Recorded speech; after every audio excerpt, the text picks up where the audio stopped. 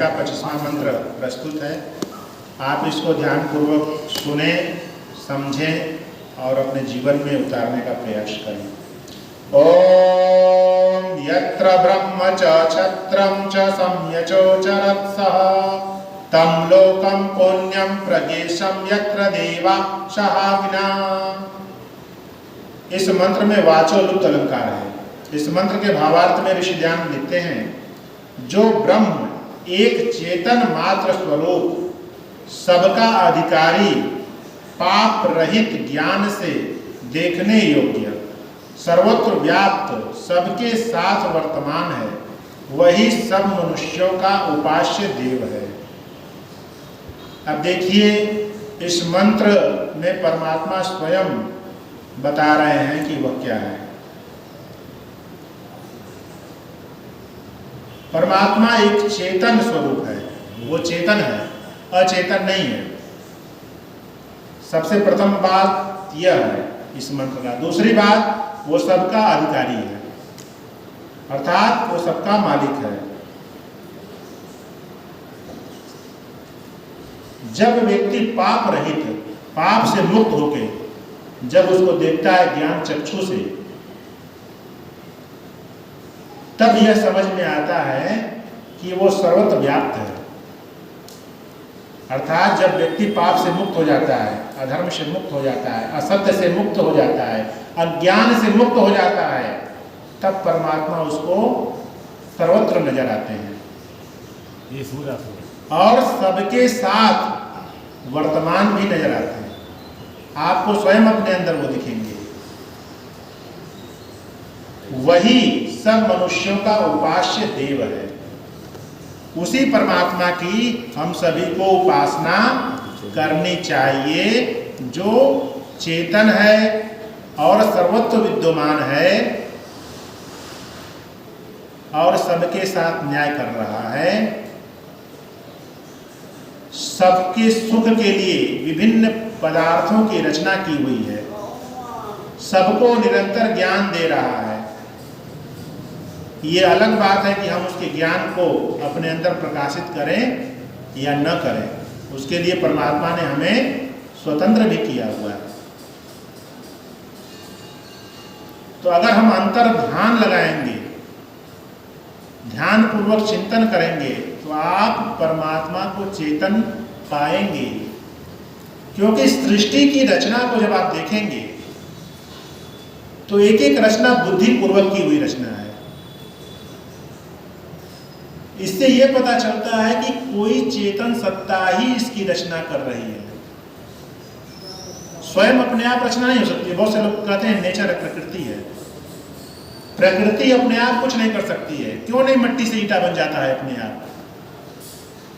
बनाना पड़ता है उसको ढंग से, जिस साइज का हम बनाना चाहते हैं, जितना हम पकाना चाहते हैं, वो क्रियाएं करनी पड़ती है। जो अपने ढंग से बनता है वो बेढंगा बनता है। तो किसी भी चीज को, पदार्थ विद्या है, भौतिक जगत में किसी चीज का निर्माण करने के लिए आपको इन्हीं में से वस्तुओं को लेना पड़ता है और अपने ज्ञान के हिसाब से उसका निर्माण करना पड़ता है। उसी प्रकार परमात्मा ने इस प्रकृति, इस भौतिक संसार से इस संसार की रचना की है। वैदिक दृष्टिकोण से तीन चीजों को अनादि माना गया है। एक तो जो चेतन स्वरूप पर ब्रह्म है उसको, दूसरा हम सभी जीवात्माओं को, और तीसरा इस प्रकृति को। इसको बनाने वाला कोई नहीं है। ये स्वयंभू है, अपने आप हैं, अनादि है। इनको अनंत कहा गया। ना इनका आदि है न अंत है। ना तो ये पल आदि है और न अंत है। ये समाप्त होने वाले नहीं है। और परमात्मा चेतन है, उसके पास ज्ञान है। जीवात्मा के पास भी ज्ञान है, लेकिन दोनों के ज्ञान में अंतर है। परमात्मा से कम ज्ञान है जीव के पास, लेकिन ज्ञान इसके पास भी है। ये दोनों प्रकृति का प्रयोग करते हैं इस भौतिक जगत का, और अपने सुख के लिए उसका प्रयोग जीवात्मा करता है, विभिन्न प्रकार की रचना करता है अपने ज्ञान के माध्यम से। तो इन सब का जो ज्ञान का स्रोत है, ज्ञान और विज्ञान का स्रोत है, वो पर ब्रह्म परमात्मा ही है, जो चेतन स्वरूप है और सर्वत्र विद्यमान है। ये सृष्टि ही को आप समझ लीजिए कि यही उसका साकार रूप है जो आपको दिख रहा है। ये रचना ही बता रही है उसके अस्तित्व को, और आपके अस्तित्व को भी ये बता रही है कि कोई आपको भी, आपके शरीर को बनाने वाला है, आपको बनाने वाला ब्रह्मा भी नहीं है। ये भी मिथ्या बात है, संसार के अंदर फैली हुई है। हम भी अनादि हैं मूल रूप से, हम भी कभी नष्ट होने वाले नहीं हैं। इस बात को गीता में भगवान कृष्ण ने भी कहा है।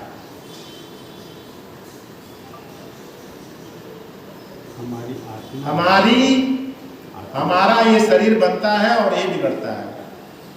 मैं जो हूं वो कभी नष्ट होने वाला नहीं हूं। उसी को आप आत्मा कह लीजिए, आत्म स्वरूप ही आप हैं वास्तव में।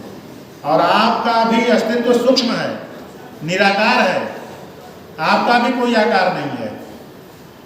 आकार इस शरीर का है, और ये शरीर ही चूंकि बना है तो ये नष्ट भी होगा, क्योंकि प्रकृति जो है परिवर्तनशील है, उसमें परिवर्तन होगा ही। जो भी निर्माण की प्रक्रिया में आएगा उसका विध्वंस होना ही है, लेकिन जो निर्माण की प्रक्रिया से अलग है उसका विध्वंस भी नहीं है। इसलिए हम कभी भी नष्ट नहीं होंगे, ये प्रकृति भी कभी नष्ट नहीं होगा। इसका रूप बदल जाएगा, ये अपनी सूक्ष्म अवस्था में आ जाएगी। इसका भी मूल अवस्था सूक्ष्म ही है, इलेक्ट्रॉन प्रोटॉन न्यूट्रॉन उससे भी सूक्ष्म है। अभी जहां तक खोज करते रहिए, ये भी सूक्ष्म है मूल रूप से। पूरी सृष्टि, पूरी कायनात सूक्ष्म पर ही टिकी हुई है, जो दिखाई नहीं देता है। और जो देखने योग्य कौन बनाता है? परमात्मा। ये ज्ञान उसी के पास है। और उस देखने योग्य सृष्टि में से हम भी नए नए सृष्टि का रचना करते हैं। तो ये बहुत गूढ़ विषय वेदों के अंदर है। इसलिए मैं हमेशा कहता हूं कि हर व्यक्ति को, चाहे वो किसी भी संप्रदाय का मानने वाला हो, उसको वेद निश्चित रूप से पढ़ना चाहिए। और जो लोग संस्कृत नहीं जानते हैं, वो ऋषि दयानंद द्वारा भाष्य किए हुए वेद का अध्ययन करके अपने इस मनुष्य जीवन को वास्तव में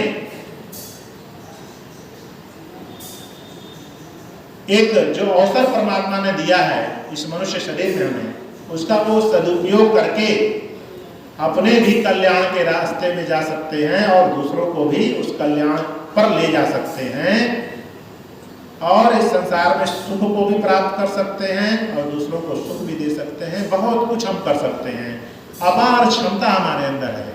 उस क्षमता को जनाने वाला अगर कोई शास्त्र है तो वो वेद है। इसलिए उस वेद को हम निश्चित रूप से अपने स्वाध्याय में शामिल करें, प्रतिदिन पढ़ें, विचार करें और उसमें चलने का प्रयास करें। निश्चित रूप से जीवन में एक अद्भुत परिवर्तन होगा, अब वो आपको आनंद देगा। इन्हीं विचारों के साथ आज के इस मंत्र का भाव आपके समक्ष मैंने जितना मेरे ज्ञान का स्तर था उस स्तर पर मैंने आपके समक्ष रखा। आप इससे जितना लाभ उठा सकते हैं उठाएं। आइए हम सभी लोग